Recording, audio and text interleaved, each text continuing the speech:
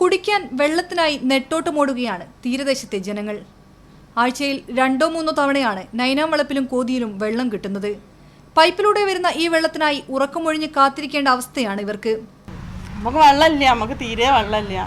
മാസത്തിൽ 2-3 തവണ വെള്ളം കിട്ടിയിട്ട് എന്താക്കാനാ?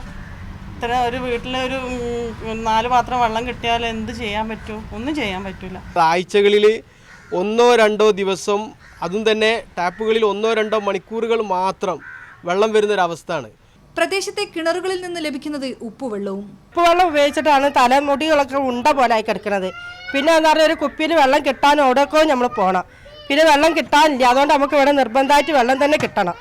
ഉറക്കമുണ്ട്, രാത്രി വരുമ്പോൾ ഉറക്കമാണ്. പകലാന്ന് പറഞ്ഞ് വെള്ളത്തിൽ കളി. രാത്രി വരുന്ന വെള്ളം തന്നെ ഒരു 10-12 മണിയാകുമ്പോഴത്തേക്ക് വെള്ളം വരാതെ നിൽക്കാൻ ഉറക്കം ഇത്തിരി ബാക്കി. നിരവധി തവണ അധികാരികളുടെ ശ്രദ്ധയിൽപ്പെടുത്തിയെങ്കിലും യാതൊരു നടപടിയും ഉണ്ടായിട്ടില്ലെന്ന് പ്രദേശവാസികൾ പറയുന്നു. വെള്ളത്തിനായി സമരത്തിലേക്ക് നീങ്ങാനാണ് ഇവരുടെ തീരുമാനം.